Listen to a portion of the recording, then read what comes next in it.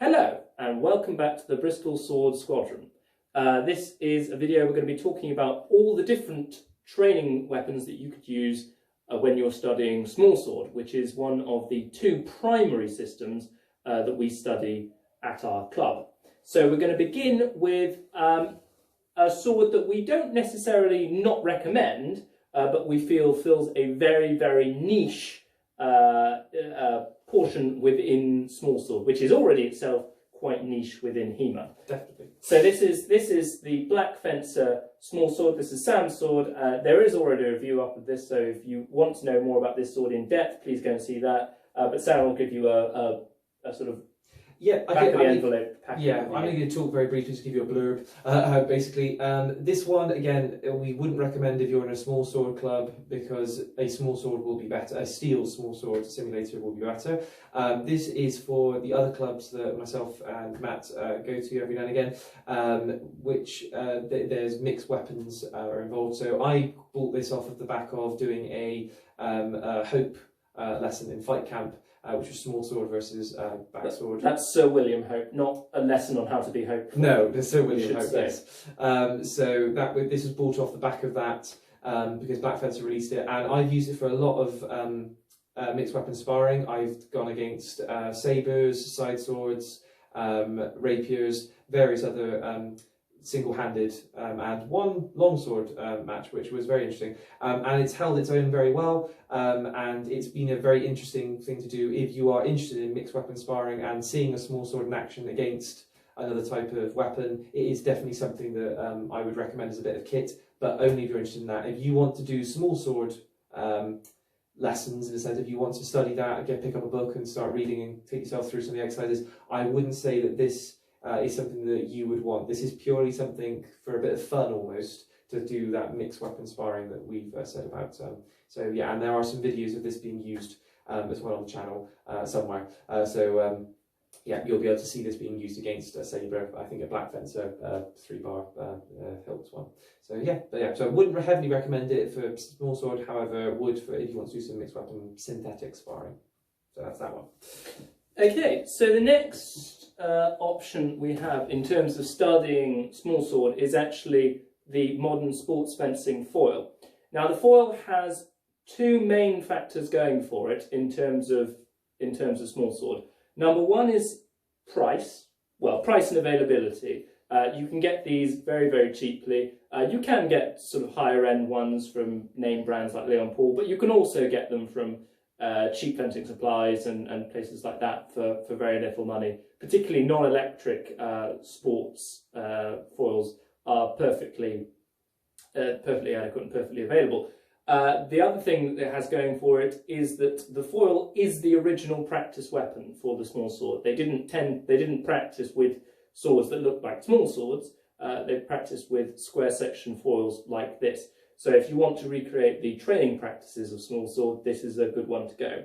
It is important to note, though, that generally modern foils tend to be a fair bit longer than contemporary foils. They also have the problems that foils do, in that they're quite light, they bend fairly easily, they tend to take a set fairly easily, so you'll probably end up going through them relatively quickly.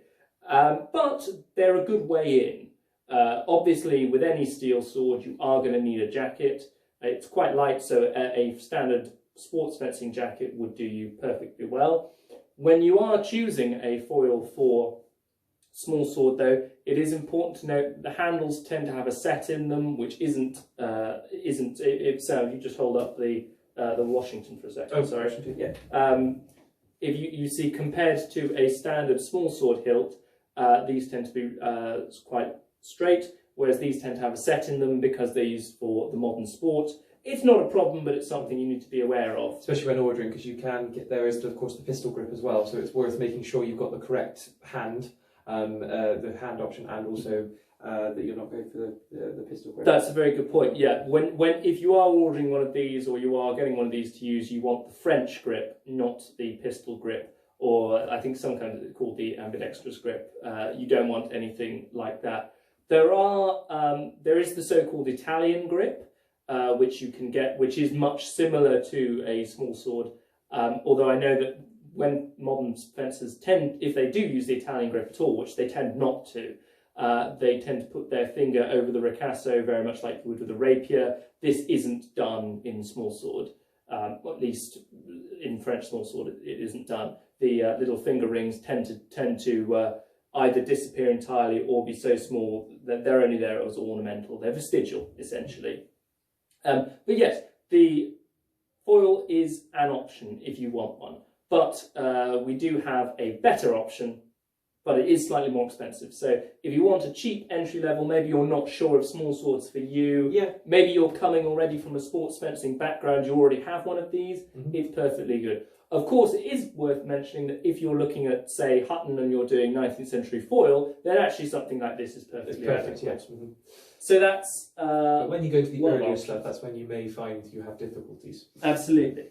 So this is what I use to replicate a small sword.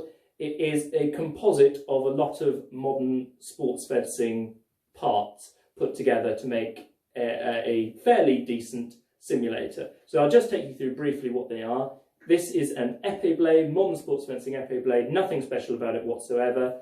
It is a size 2 though, which is generally considered sort of the child size in fencing, but it's more appropriate to the size of a historic smallsword. The foil I just showed you has a size 5 blade. Actually, I'll do a comparison. So you can see there is a, well, it's not that much longer, but it does make a difference. So this is a size 2 blade, foil, modern sports fencing foil guard. I like the sabre, modern sports fencing sabre grip, because I think it gives you the most smallsword-like feeling. And then this is a foil pommel. You could use an épée pommel. If I had one, I probably would do just to bounce. It's slightly better, but a foil pommel is perfectly fine. And this gives you the feel of a small sword. And this is what I would recommend. You can put these together for not very much money. I know Leon Paul sells a small sword simulator for about 80 quid, which personally I don't think is worth it because you can acquire all these parts individually for much less. I'll put the different parts in the description so you can see what they're all made up of. But this is what I recommend for small sword fencing, and this is certainly what I use. So that's, I think, as a group, this is what we recommend people use. So we do have one more product to show you. So this is from the archives of HEMA. This is a Hanway small sword. So this is the Washington sword. This is the first steel that I own, so it holds a special place in my heart, despite being loathed at most fight camp and other events I've taken it to.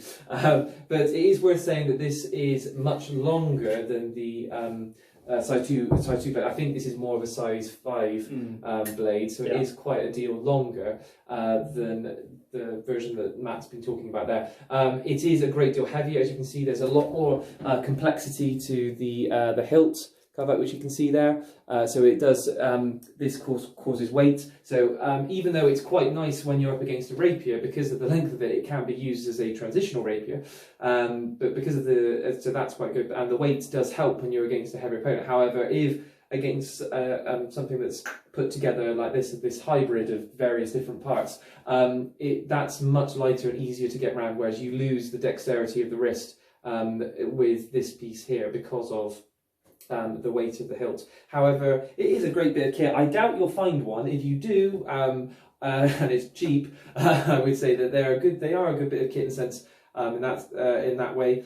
This has done me a good couple of years being used. It does come with its own scabbard, which is nice for a training sword, because most training swords don't come with their own scabbard, so it does keep it very well protected when it's not being used and stuff. But, well, and also if you were doing something like Angelo, say, you've now got a scabbard to use in the offhand, which he does in a few plates. Yeah. It's also worth mentioning that this is completely unmodified. There is, if you got this for cheap and or if you didn't and you just wanted to modify it, there are things you could do to reduce the weight. I mean, at some point I may experiment with a size 2 blade being added to this to change it. I may think about bits that I can remove to change off, so maybe I try and reduce the size of the shells or kind of take off the knuckle bow cover that's here. So there's various different things that I could do with this small sword. Or you could choose indeed to add a heavier blade to this and make it into a sort of spadruni That is style true. Yes, sword. very true. So just because, and I think this is an important point, not necessarily just for small sword, but for HEMA stuff in general, is that, you know, as long as you're not going into a competition where there are set rules on equipment, do feel free to experiment and try different things and modify stuff, because ultimately that's where some of the best HEMA products that we have today came from. They came from modifications on pre-existing equipment. So do experiment, particularly for something like small sword, where it is quite niche. There isn't as much out there as there are for other types of sword.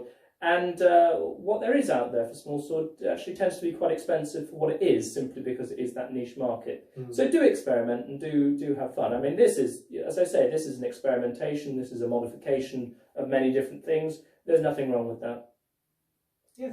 So I think that about kind of sums up the range that we have. Of course, there are various other options out there, and there are new options that spring up randomly and sporadically through time. We know that there's a small sword being made at some point soon, and hopefully we may get hold of those and do a review of those. We're hoping for an economy small sword, which should answer should address a lot of the problems that the Washington has, i.e. being far too heavy, and also some problems that this have. This doesn't have a knuckle bow. It doesn't feel as nice as perhaps some of the other more expensive small swords out there that are styled to look more like small swords. So we're hoping that it should be a good middle ground, coming in around €60 or so. But we're not entirely sure on that. No, not sure when it'll come out, and we're not sure when we'll get one. But eventually, when we do the review, it'll possibly make this video redundant. So if you're watching this video after we've reviewed the economy small sword, where we've had those, we apologise. But until next time, take care. Cheerio.